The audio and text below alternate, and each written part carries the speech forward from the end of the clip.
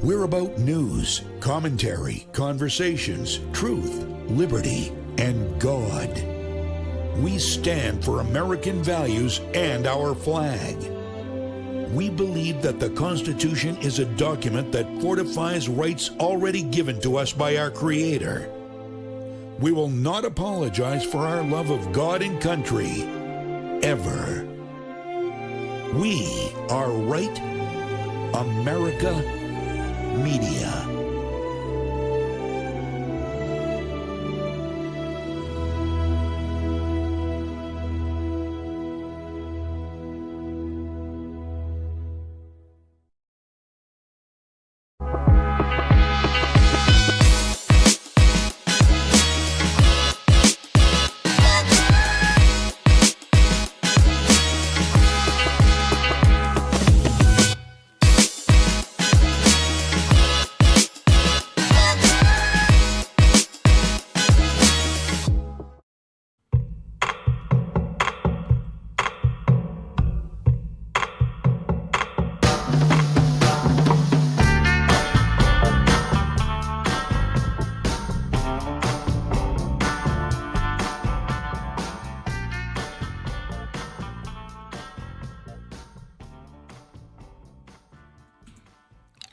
Welcome back to another episode of Blue Collar Intellectual Podcast.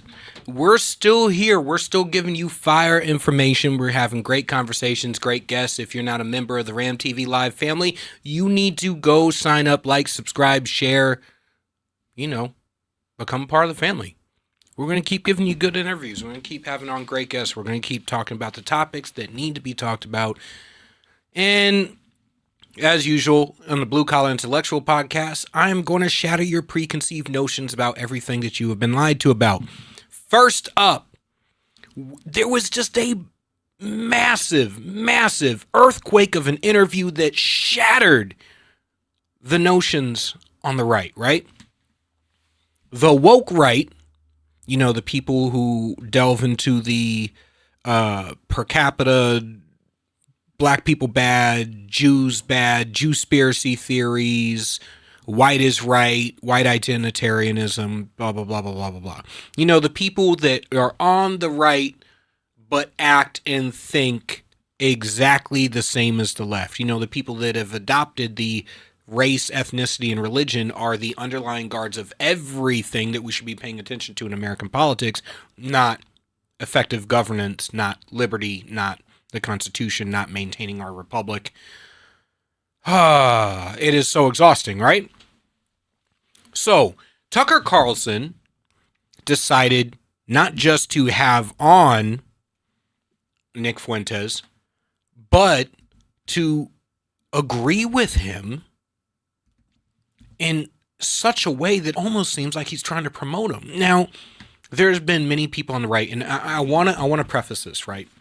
I criticize government. I criticize governance. There are valid reasons to criticize the Israeli government, Netanyahu, and Israeli governance, and the effect on American politics. Not just Israeli impact on American politics, but foreign influence on American politics in general.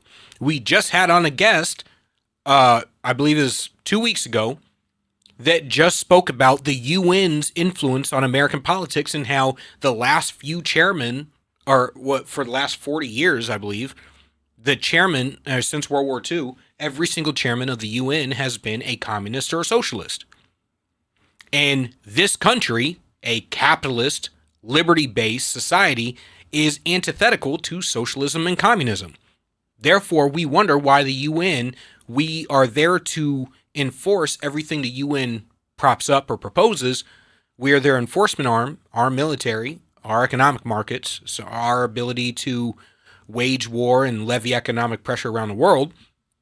And yet, their goals are a one world government where all governments around the world supersede power to the UN and the UN treaty, including a UN small arms treaty that would have demanded the confiscation of all weapons personally owned by everyone in the world except for those owned by the government in order to keep control of the population of the United States and every other country in the world, right? So weapons are no longer for you to protect yourself, for you to hunt, or anything else that you want to do, to protect your liberties, your rights, your property, your family. Weapons are now for the government to be able to control you because the government fears you. Well, as an underlying guard at what this country was built on was the idea that the government should fear you. We're the citizenry. We created the government. They work for us, not the other way around. Therefore, the government should fear us, should definitely fear what would happen should the good old boys in this country decide to, rack them and stack them. Sorry for the cough, people. I'm still getting over something. But the Tucker Carlson, Nick Fuentes interview was something that I had been warning the right about for a long time. And the reason I've been warning the right about this was because, there's a moment where you have to look in the mirror. There's a moment where you have to look in the mirror and you have to be introspective and you have to call out the people who are on your own team, right? When our football team goes out somewhere, we're all wearing the same jersey. That one jerk, even though he's not the entire team, that one jerk who acts like a fool makes the whole team look bad. Well, these influencers with millions of followers, big microphones, who constantly prioritize likes, shares, retweets, and subscribership over governance, over getting good politicians elected, good policy passed, saving our republic, educating children, actually beating the Marxism that has been entrenched in every institution in this country, saving the culture of this country, which means fighting cultural issues inside the culture by proposing an alternative. These people prioritize their own self-aggrandizement, their own self-promotion, their own fame, their own money, right? That's really what it is that they're loyal to. Well, I'd been saying for years that we needed to crack down. We needed to identify, as a matter of fact, I said it last week, we needed to identify the people who are extremists within our own midst. We need to call them out. We need to take accountability for them, for allowing them to exist here, and then we need to discard them. Okay? And when I say discard them, I don't mean cancel culture. I don't mean go after them. Don't go after their jobs. Don't shut down their PayPal or Venmo or their ability to speak. What I mean is stop humoring them as a part of rational intellectual conversation, because they shouldn't be taken seriously. Discard them, make it clear, hey, you're not one of us. However, and you don't speak for us, but we recognize that you're there and that you have some weird shit to say, and you can go say that shit over there. All right? That's what I mean, okay? I don't mean cancel culture. I mean holding each other accountable to some semblance of principles beyond personal convenience, momentary convenience, and prudent timing, right? So, my comment earlier was, I told you where we were heading years ago. I did, as did many others. And you wanted red meat more than you wanted to save America. More than saving the Republic, more than our Constitution, more than our individual liberty, rather than leaning into understanding conservative principles of governance. You know what that is, right? We say it a lot on this show. Conservative principles of governance is the conservation of the Constitution, the Republic, and the inalienable rights of individuals to life, liberty, and pursuit of happiness. It is limited governance, transparency, accountability, efficiency, and efficacy, in that order. How to fight cultural battles, rather than learning and understanding conservative principles of governance, how to fight cultural battles within the culture, and how to craft principled, consistent, long-term strategy. You wanted sweet nothings whispered in your ear in the wee hours of the morning. Now, Matt Walsh says Jewspiracy theories and Nazi sympathizers isn't a deal breaker, and Tucker Carlson promotes it as the pinnacle of the conservative movement. Now look, as I said, governments deserve to be criticized. When that criticism goes from a government to an entire group of people and is extrapolated across an entire race, let me be very, very clear. 15 million Jews on the planet are not all involved in a conspiracy. That is not how conspiracies work. A real conspiracy is very few people who know what's going on, who are pulling strings and trusting everybody else to act in their own self-interest. A good conspiracy, you never can tell how it's operating because so many people are just acting in their own self-interest. A bad conspiracy gets exposed pretty quickly because the more people you encompass in it, the easier it is to expose. Now, again, I also said, if your principles are not what guides you and everything is a matter of time and convenience in order to win, your identity will not be something of substance or lasting change, but a whimsical antithesis of your enemy, void of direction. That's where we are. The right doesn't have an identity anymore. We have compromised chunk after chunk after chunk of ourselves in order to win. This principle, that principle, this principle, that principle, in order to win. Based on the times. Now, if you've listened to this show a lot, I preach understanding how people think, how they respond, the fact that the vast majority of people are emotional, therefore you have to cater to people's emotions when you explain something, instead of being uber intellectual. And a perfect example of this, Sonny Johnson hosted a space yesterday in the Thunderdome on X. And I was in there and she had mentioned how the evangelical right has lost the battle within the church. And we have churches flying BLM flags, pride flags, and all sorts of making excuses for all sorts of sin, backing feminism, which is antithetical to the Bible and the Word of God. And when I say feminism, what I'm talking about is third and fourth wave feminism, militancy and regression. I'm not talking equal rights as human beings, okay?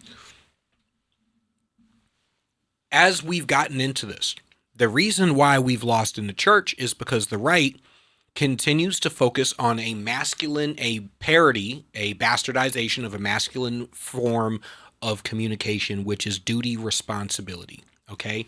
Problem, solution.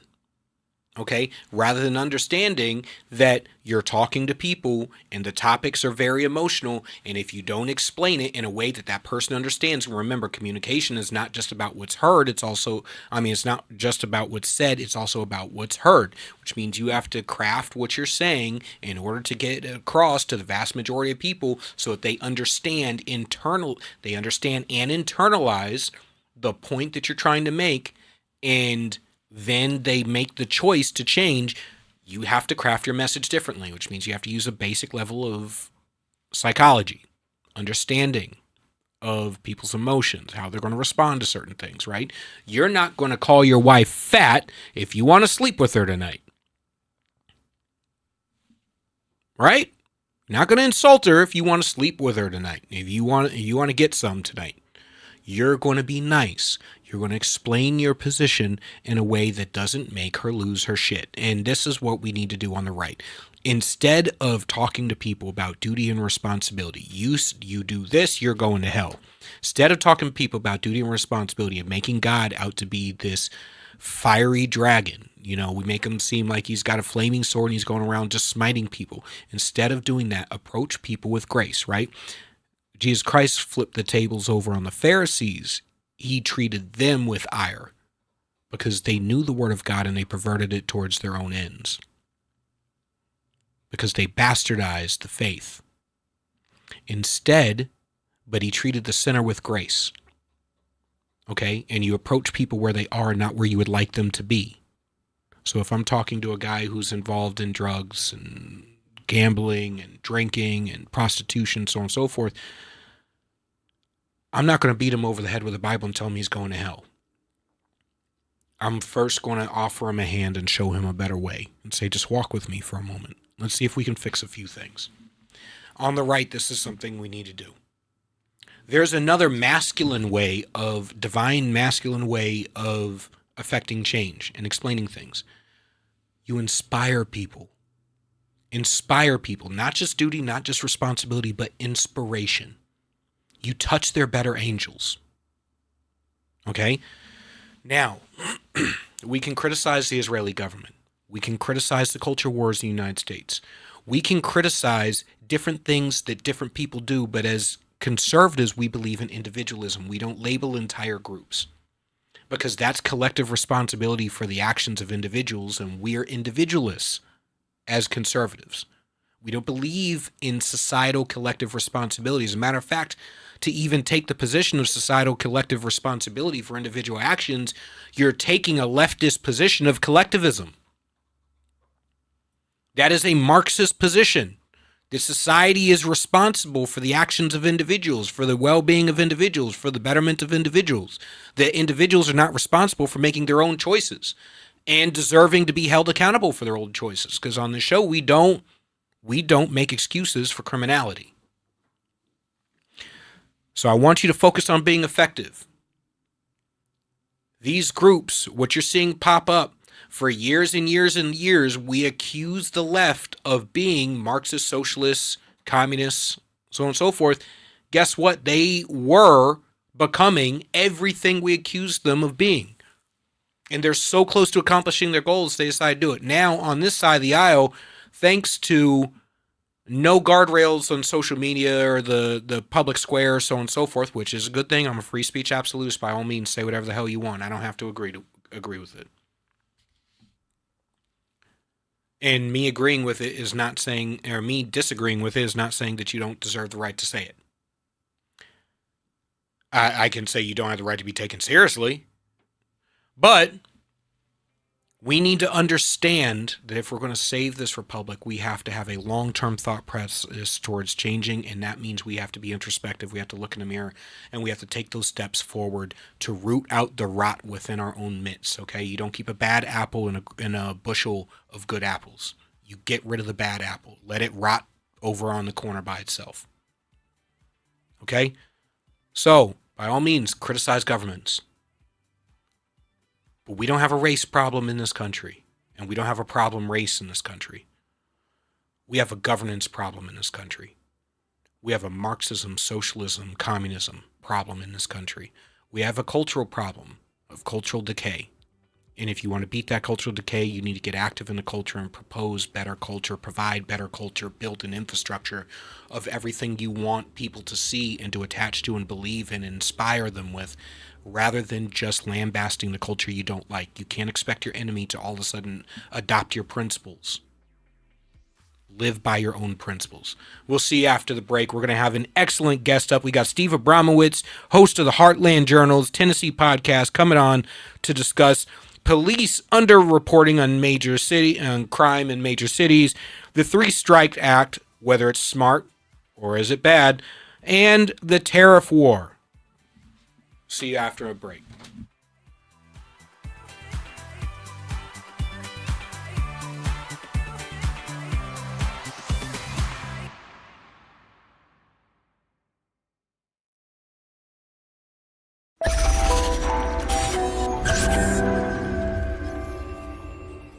New Hampshire Republican Governor Kelly Ayotte has been making a lot of noise about how she's funding education.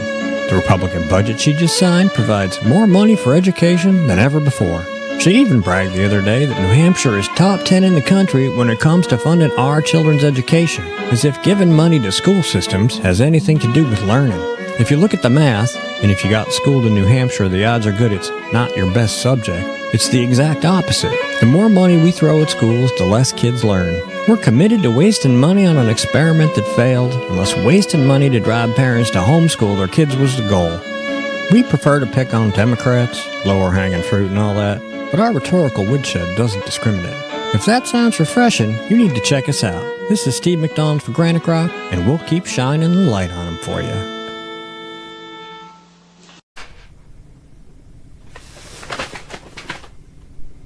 Unleashing your humble alpha is the key factor to unlocking profound leadership, unshakable confidence, clarity of purpose, and the quality of life you dream of.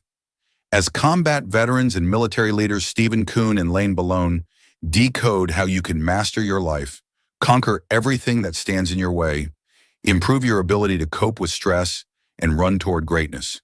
You can find Unleash Your Humble Alpha on Amazon. This could be the moment we've been waiting for, the chance to feel alive. And I raise my hands to the sky. What a feeling, time to feel it.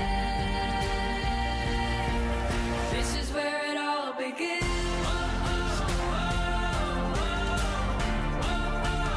This is where it all begins. Yeah, I know. Wait, I don't know. Yeah, just look at that. It's so sad.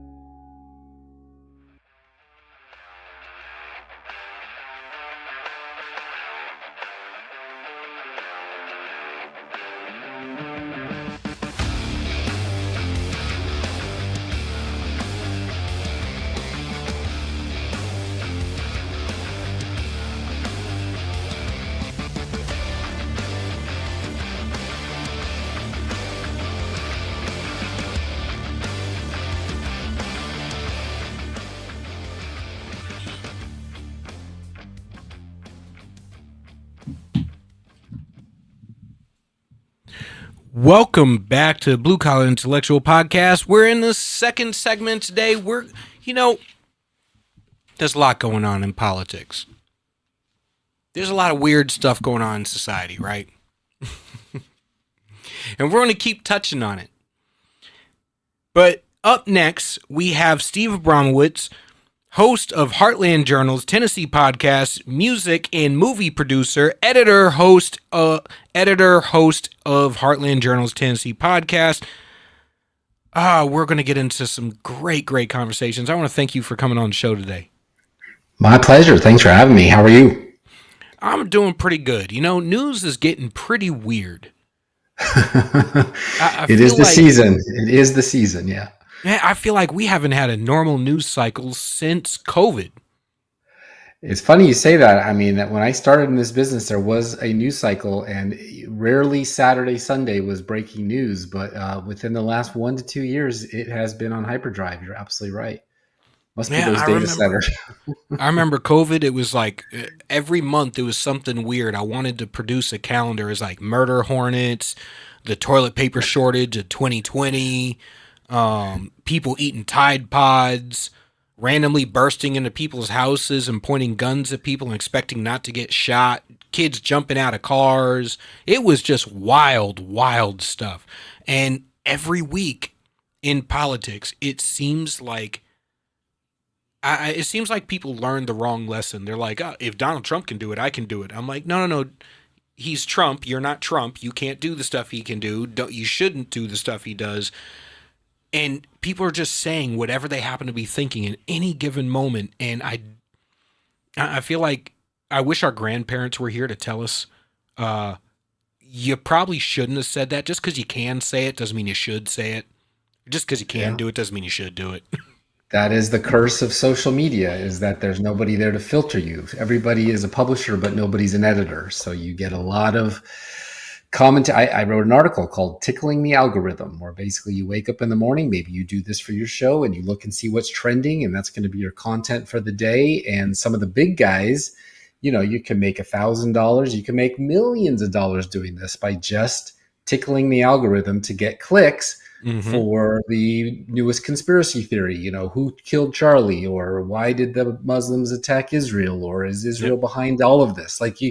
It's become quite a sinister industry of unfiltered individual truth as well. Nobody's editing to say, you know what, we probably shouldn't do that. And so you see the lawsuits flying, but it's after the fact. It's already out there, and a lie can spread across the world faster than we can put our pants on. So it is the new world of Zoom and TikTok and instant communication. The downside. Yeah. So we're having you on. What do you see as police? This has been a thing, especially on the right. We've been talking about how, yes, overall crime has been declining over the last 50 years steadily. There was a spike in the 90s. There was also a spike during COVID.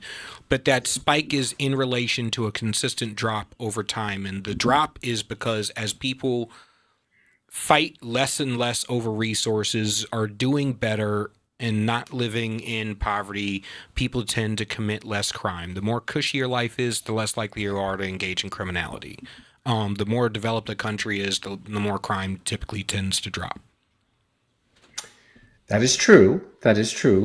We wanted to have prosperity in the 80s and 90s, with a very low unemployment rate for everybody, all demographics, men, women, black, white, Hispanic. Yep. And then you have less time to be out in the streets and knocking over a bodega or committing, snatch and grab purses or whatnot. But I'm not convinced that with the numbers that we're seeing, just like, those million jobs that were reported during Biden that disappeared right in the last couple months of his presidency because they had an error or a glitch or the math was bad. And so I wrote an article basically pointing out, there's a big gap between the FBI statistics that they report on a regular basis, which everybody runs with. I've gotten in arguments with a lot of reporters about this because they're like, here's the statistics right here, and the reality. Because there's this more democratic offering called the Uniform Crime Report and the Bureau of Justice Statistics, that's BJS, that is used, but the National Crime Victimization Survey, it's been around since 1973, is actually a household survey that interviews approximately 250,000 people, 12 and older, about their experience with victimization, regardless of whether they reported it or not. And so, if you're in a big blue city and you call 911 and you get a recording that says, someone will be with you in 15 minutes while you're being chased down the street with a machete, you're not going to report that crime. But if you talk to somebody later and say, yeah, it was crazy, I survived this thing, it was wild, wasn't on the news, but it happened, you get a better number. And so the gap's like 65%, because I believe the economists, the statisticians, the paid bureaucrats figured this game out. And so they're just lying.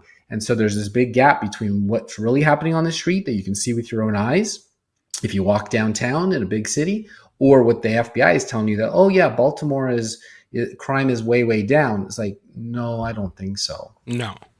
And this is where it all leads back to politics. Because if you can say, oh, well, crime is down in Baltimore. No, self-reported crime, what people are actually experiencing, is way up.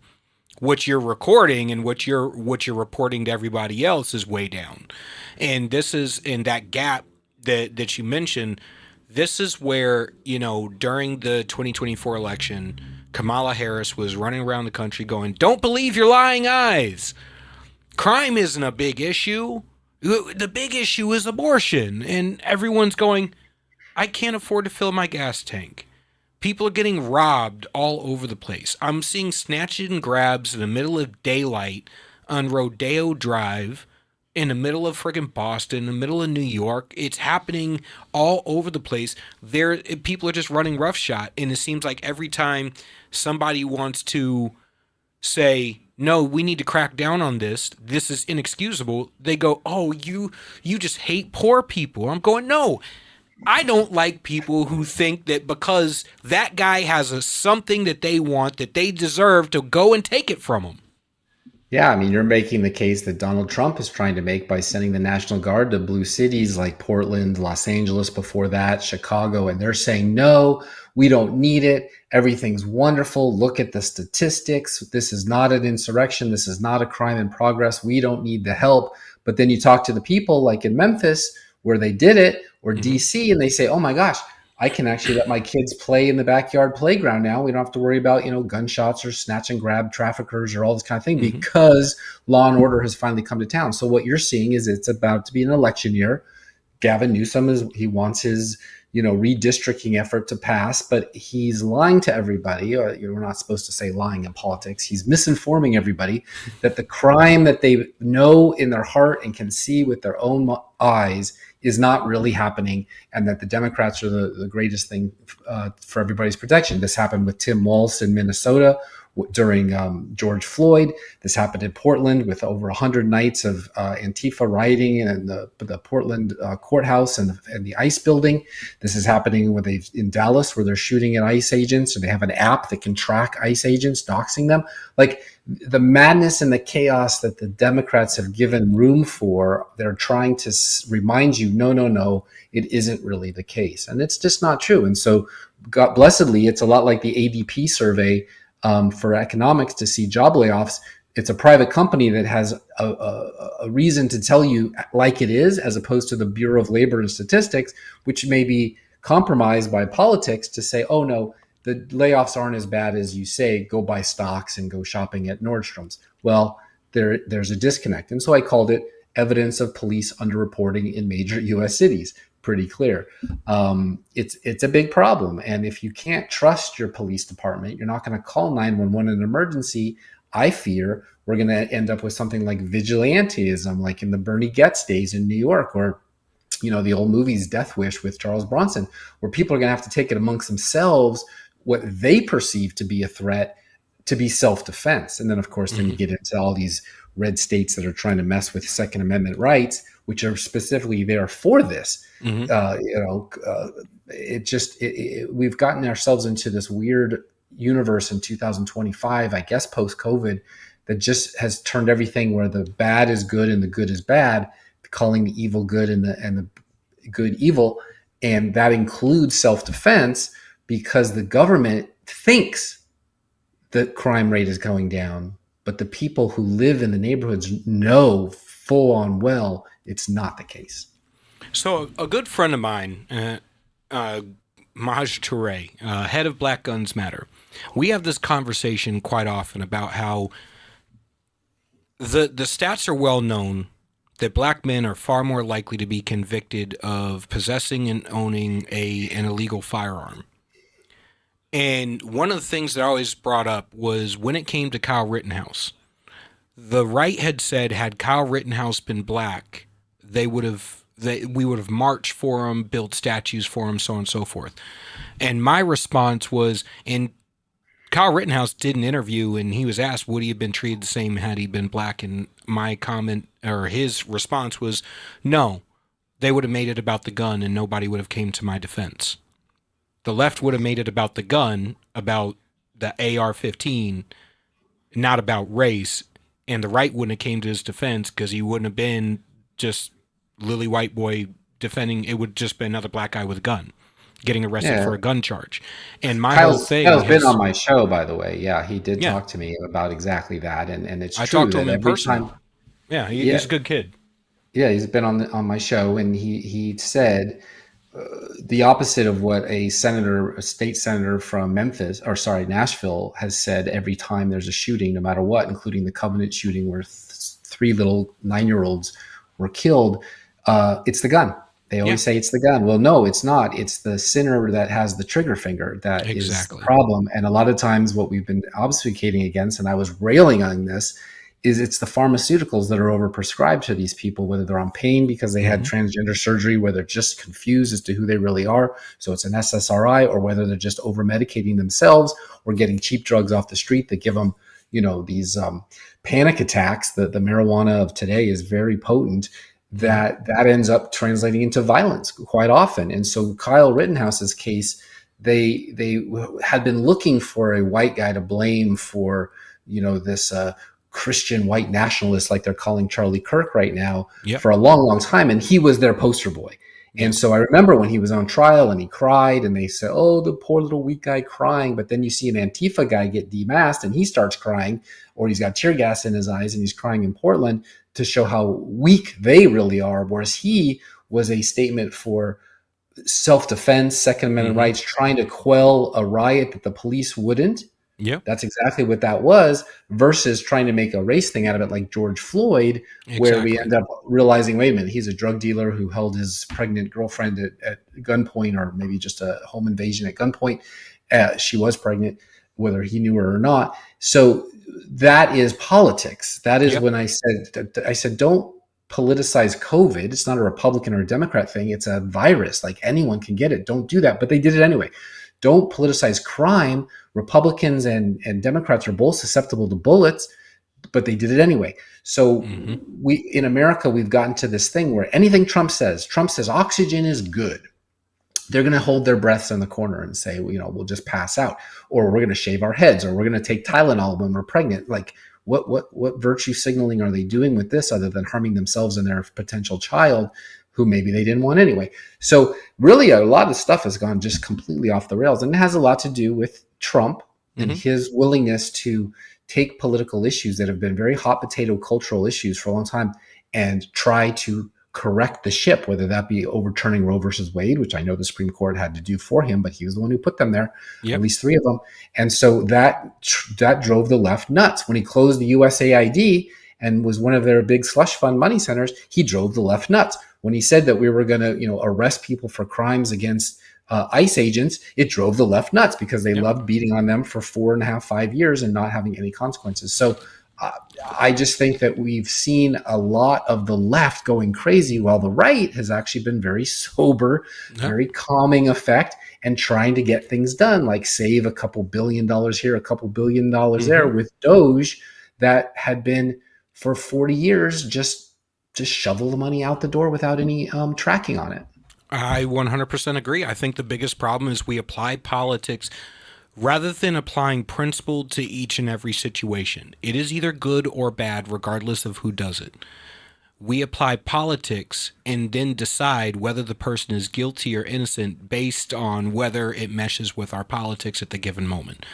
What I have continuously said is, if you are for the Second Amendment, you are for the Second Amendment across the board, not just when it's convenient, which means when you see these black men in their communities getting locked up, most black men who use a gun in their communities in deep blue cities trying to defend themselves, defend their homes, defend their communities, get gun charges on them. And we just found out from multiple cities that they do it on purpose.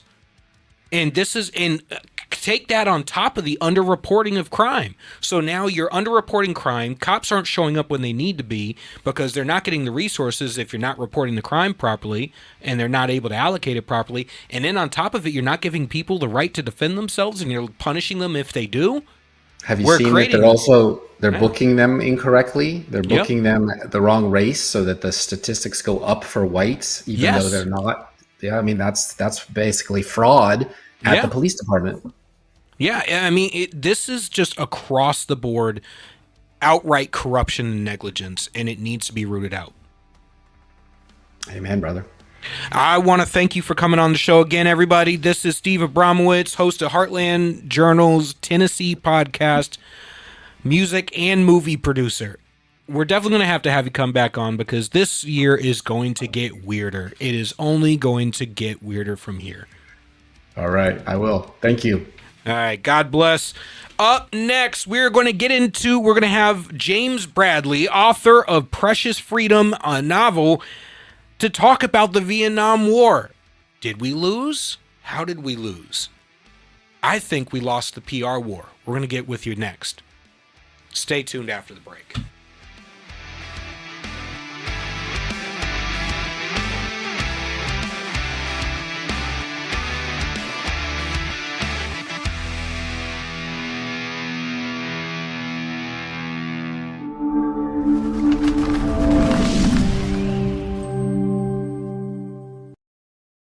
New Hampshire Republican Governor Kelly Ayotte has been making a lot of noise about how she's funding education. The Republican budget she just signed provides more money for education than ever before. She even bragged the other day that New Hampshire is top 10 in the country when it comes to funding our children's education, as if giving money to school systems has anything to do with learning. If you look at the math, and if you got schooled in New Hampshire, the odds are good it's not your best subject. It's the exact opposite. The more money we throw at schools, the less kids learn. We're committed to wasting money on an experiment that failed, unless wasting money to drive parents to homeschool their kids was the goal.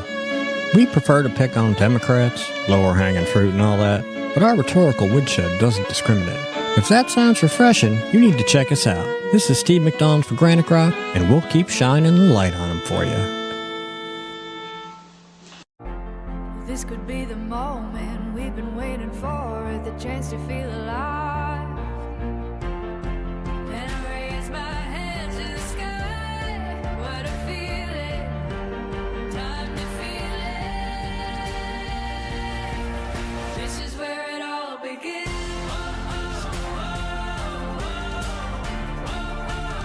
This is where it all begins.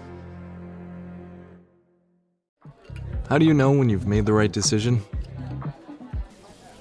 It's the feeling you get in your gut. The one that tells you what's right or wrong.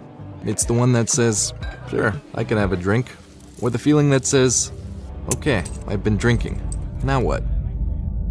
It's the voice inside you that says, I'm buzzed. Better leave the car when it's time to go. Plan ahead. Catch a sober ride. Buzz driving is drunk driving.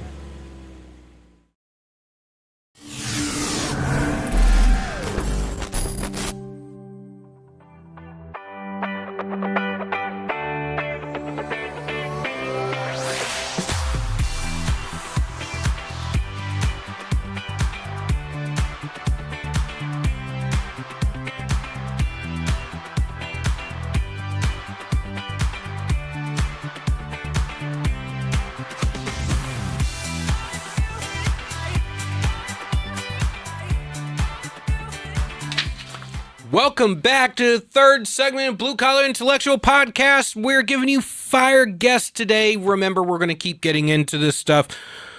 But the subject we have at hand here, you know, we could have gone with just clicks, likes, retweets, shares, and subscribership, right? We could have, as our previous guest said, teased the algorithm. We want to give you something informational, something educational. Let's look at things a little bit differently. Why did we lose the Vietnam War? Well, our next guest, James Bradley, author of Precious Freedom, a novel, is going to give us the answer we've been asking. How is it that we won battle after battle after battle? We won the Tet Offensive, according to all the generals that were there, but we lost the war. And I think we lost the PR war here at home due to politics and activism, because we lost the culture war. All right, James Bradley, thank you for coming on the show today. Semper Fi. Semper Fi. How are you doing today, sir? I'm good. I think they should sell our books together. Mine's about the past and yours is about what we should do in the future. I 100% agree. I think that would be fantastic.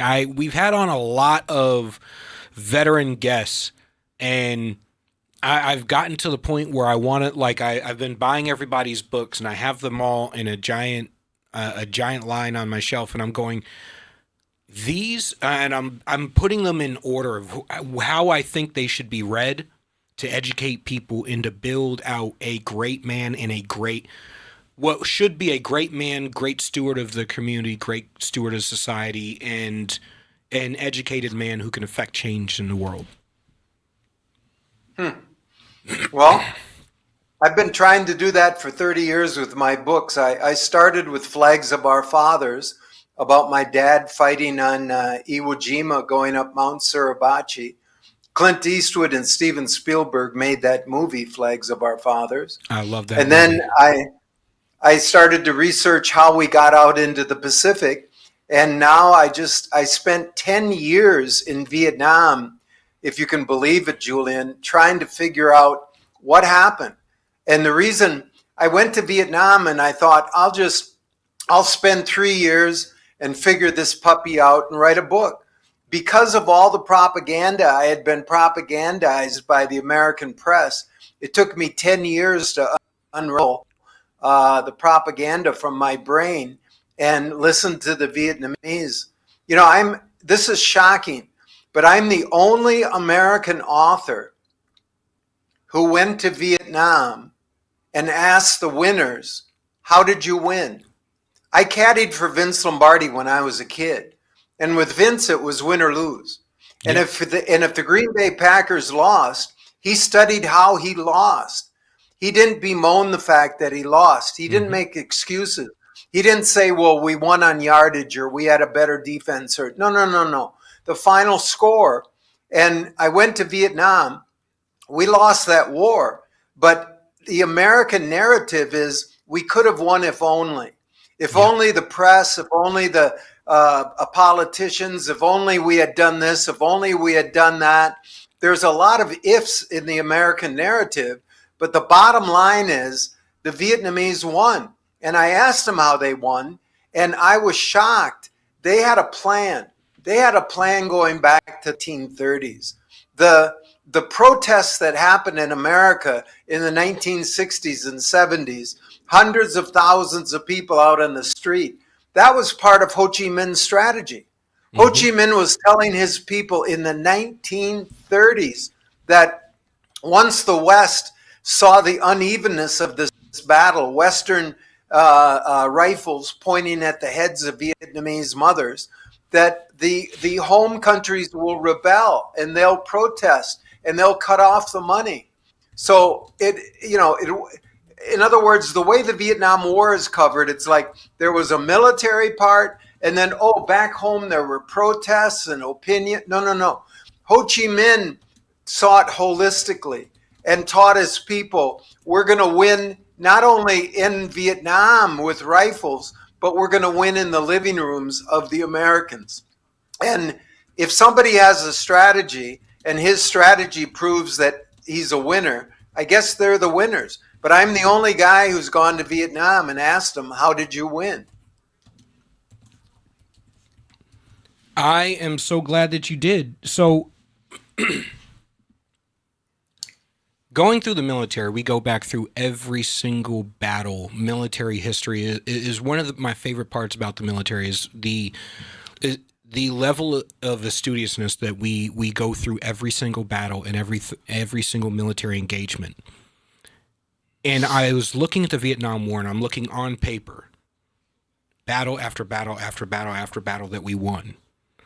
And then I'm looking at the narrative that was going back here in the United States was that we were losing, and we're losing 100%. And I like what you said, because my therapist and men's coach says the same thing. Stop arguing with what is. You're arguing with reality. The reality is that we lost the war. And we can shoulda, coulda, woulda all day.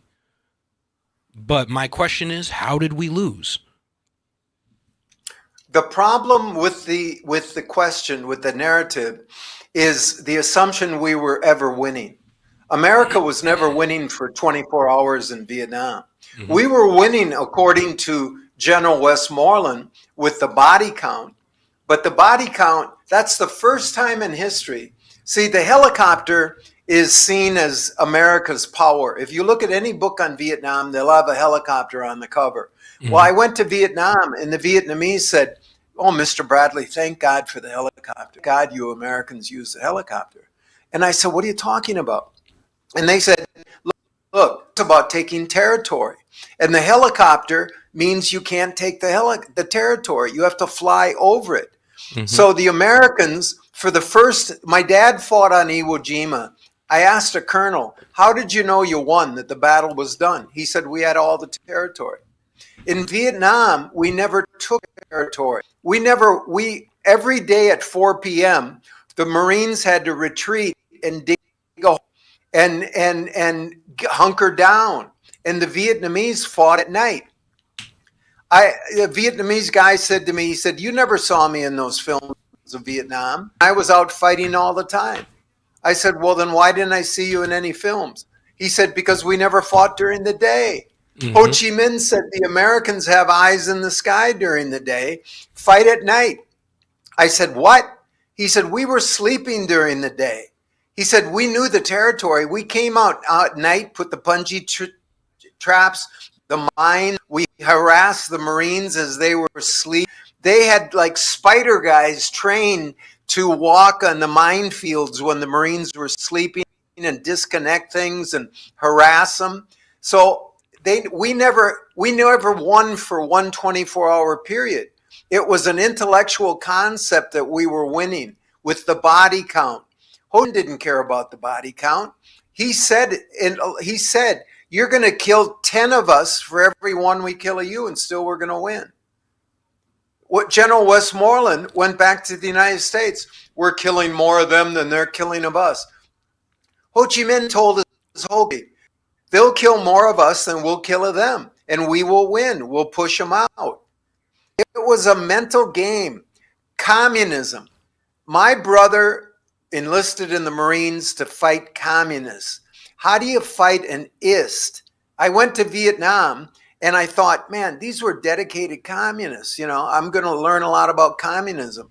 And one hero said, I was 15 years old. He said, I didn't know anything. Communism? That stuff. He said, we weren't thinking that way. Didn't have to motivate us. We were motivated locally. The Americans came and killed my sister and killed my mother. He said, that's all I had to know. They didn't have these concepts.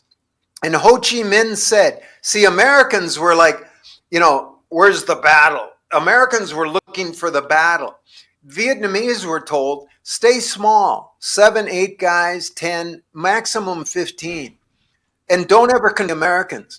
Just shoot the pinky off of one guy in a platoon. That story will go back to headquarters. Shoot the leg off of a guy. Put a punji trap. Have one guy, with spears up into his ankle causing gangrene. That story is going to get back. See, everybody talks about the 58,000 names on Vietnam Memorial. That's important. But the 350,000 injured, that was Ho Chi Minh's plan. Mm-hmm. Get 300,000 plus injured soldiers and Marines, send them back to the United States. My father was a funeral director. I saw Vietnam vets go into the ground. They don't complain anymore. The injured guys need a mother or sister or brother or father taking care of them. They're hobbling around town on crutches. They're in wheelchairs. And that was the message that the Vietnamese were sending, stop invading us. We didn't invade you. And if you continue to fight us, we will continue to fight.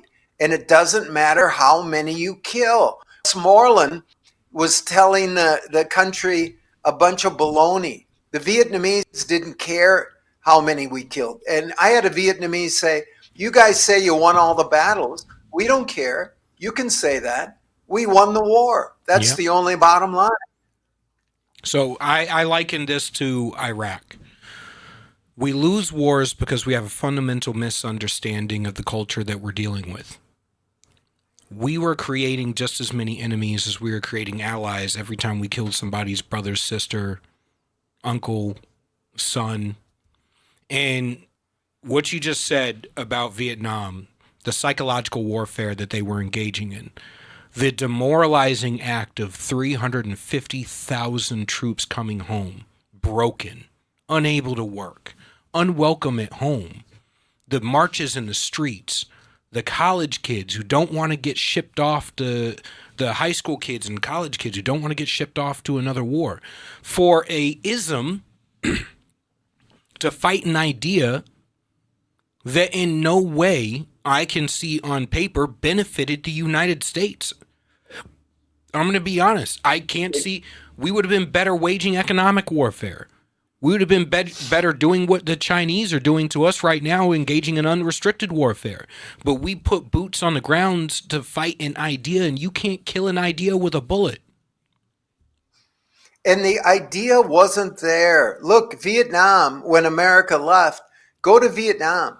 They're growing 8% a year. Mm-hmm. That's a communist country. How do you become a billionaire in a communist country? The Vietnamese the streets are BMWs and Mercedes and people getting wealthy, growing 8% a year, safe streets, Girls in Vietnam in short skirts don't have to worry about walking around Ho Chi Minh City at midnight. They've got a safe culture. They're growing. The personal income of Vietnamese doubled in the 10 years I was there. So Wow. that's a communist country? No, it's more capitalist than America. So we were fighting this idea that wasn't there. And, this idea of the crossover point, that, the crossover point, we're going to kill so many Vietnamese that they're going to give up. Well, the Vietnamese are the only country that's beaten 4 of the UN Security Council members. They beat China. They beat France. They beat Japan. They beat the United States. Trump talks about great generals, and he never talks about Petraeus or General Allen or any of our recent generals because they all lost. Yeah. When Trump talks about great generals, he talks about generals born in the 19th century, Eisenhower, MacArthur. Patton. No, the winningest general of the 20th century is Vietnamese, General Giap. General Giap beat the French, Americans, Japanese, and Chinese. And, we're not studying that. We don't understand why we lost. And Oliver Stone, the great filmmaker, says about this book, Precious Freedom, he said, if we knew what James Bradley is telling us back in the 60s when this happened, when civilians pushed the Marines out of Vietnam, Oliver Stone said, if we knew these facts back then, American mothers would not have sent their children to Iraq and Afghanistan. That's why this Precious Freedom is a book that I hope people read. It's not about just the Vietnam War. It's about America going into inflation, spending too much money on a war they couldn't win, about the government lying to the people, about the people protesting, about us going off the gold standard, about the press not telling the truth about what was really happening. So I spent 10 years trying to figure it out, and it's in this book, Precious Freedom. My dad went to Iwo Jima and the Marines won. My brother went to Vietnam and the Marines lost. I wanted to figure out why. We haven't won a war since Vietnam. I'm sorry. Since, No, in 80 years. We haven't won a war since World War II. Okinawa. It's 80 years of these general failures, I call them, losing. And I want to say this to the vets, Julian, that this has nothing to do with the American fighting man. The Vietnamese told me the Marines were great fighters. They didn't turn tail. We admired them. They were brave, but they had the wrong leadership. It's just like your book, getting back to constitutional principles. The problem is not the individual American. It's the leadership of how we're being led. And that's the lesson that I try to not get across, expose in Precious Freedom.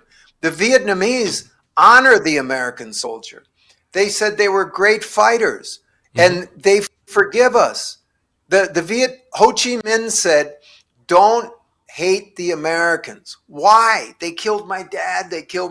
Ho Chi Minh said, no, the American soldier is a victim of his government, just like you are. Yes. You're out in the field fighting the American. He said, they're victims.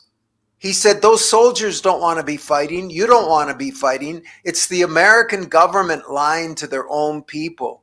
And Julian, you mentioned Iraq. One thing that's consistent, Brown and Root was a big supporter of Lyndon Johnson, the engineering company. Well, Brown and Root became Halliburton, and you saw them all over Iraq. Yep. So there is a constant. We did understand where the money is. And the money is, in these wars, there's somebody making a tremendous amount of money from Vietnam, Iraq, Afghanistan, and it's not the ordinary American. One of the things that I was worried about, and we were warned of this post-World War II, that the military-industrial complex, that building up countries after a war. Now, I liken this to a very simple concept. If a man walks up and slaps my wife on the ass while we're out in public, I'm not going to beat him down and then shake his hand, lift him up, pat him on the butt, and teach him the error of his ways and help him rebuild his life. I'm going to leave him down on the ground, bloodied and battered, as a lesson to everybody else not to mess with my wife, not to mess with me. That is how America, when we do go to war, we need to go to war for the right reasons, and we need to fight the wars the right way to leave a lesson for everybody. And the rebuilding of nations post World War II, the nation building that we've been involved in worldwide, has created the military industrial complex, the Leviathan, that is always seeking yet another military engagement worldwide that doesn't benefit the average American here at home. And honestly, I can't see on paper where most of these wars were of any benefit to the United States, or at least not the average American citizen. No, they weren't, but they were huge. Look at the stock of Lockheed, Raytheon, Halliburton, tremendous profits. And that's it. It gets down to a moral sense. The name of this book is called Precious Freedom. Why? Because I interviewed all these Vietnamese, and they said, Mr. Lee, Ho Chi Minh said there's nothing more precious than freedom. The Vietnamese were fighting for not a concept, not an ism. Just think, my brother went to fight communism. Well, was he fighting for capitalism? Walter Cronkite would say communist troops today. Well, do we say the capitalist leader George Washington at Valley Forge? No, the American revolutionaries, they were fighting for freedom. And Ho Chi Minh's people were fighting for freedom. They didn't want a foreign invader in their country. And it was that simple. But the troops were lied to. We were told that we were friends with South Vietnam. There was no South Vietnam. It was a Potemkin state. We built a parliament and put it on TV and said, here's Vietnam. The Vietnamese said to me, Mr. Bradley, you Americans had big imaginations. You cut a line across our country and said there's a North Vietnam and a South Vietnam. This guy said, I never thought I needed a visa to visit my uncle 30 miles away over your line. He said there was only one Vietnam. He said the French came and called us Indo-Chinese. I wasn't Indo-Chinese, I was Vietnamese. Then you came and called me a South Vietnamese. It was Vietnamese.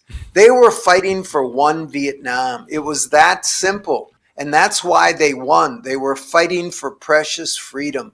George Washington's troops were fighting. And by the way, Julian, I want to say everything I just said was said in speeches by a U.S. Marine in the 1960s. His name was David Shoup. He was the commandant of the Marine Corps. Mm-hmm. He resigned when LBJ went into Vietnam.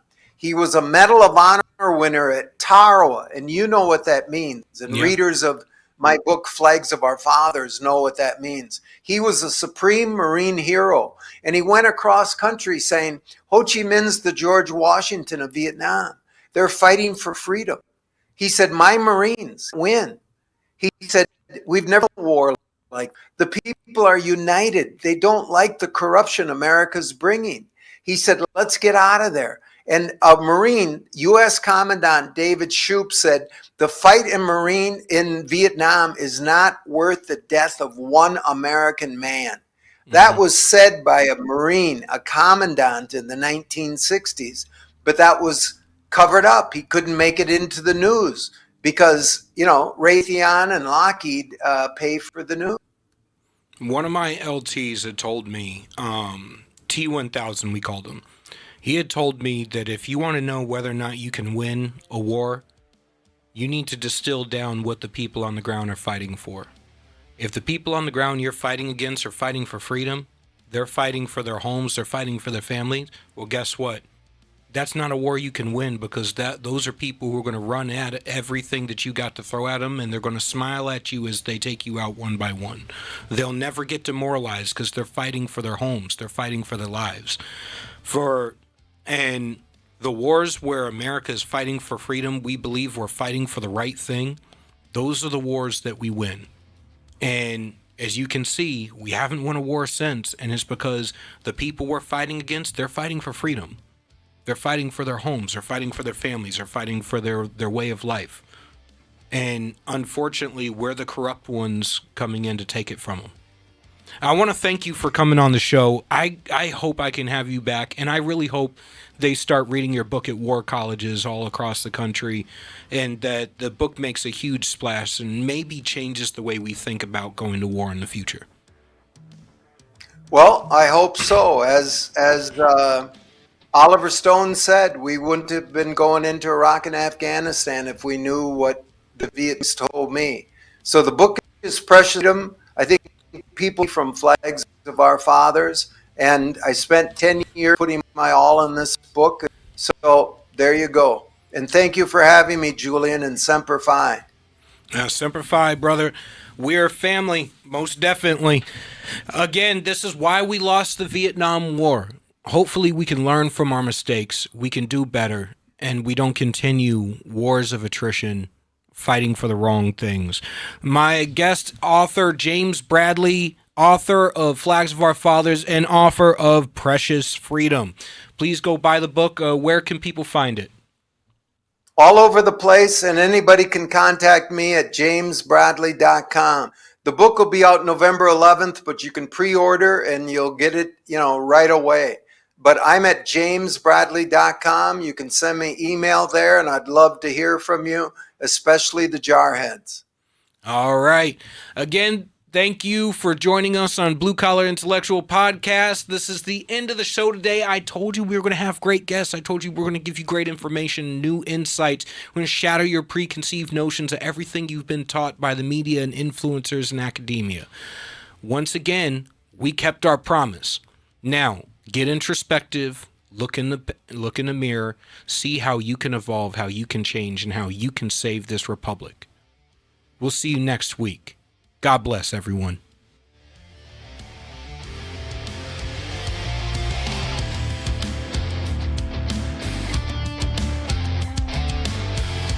United We Stand.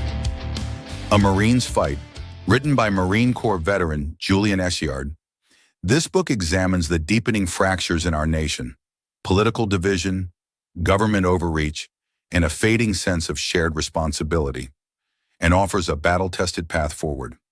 A Marine's Fight is a bold and urgent call to action for every American who believes in the founding ideals of our republic. United We Stand. A Marine's Fight can be purchased on Amazon.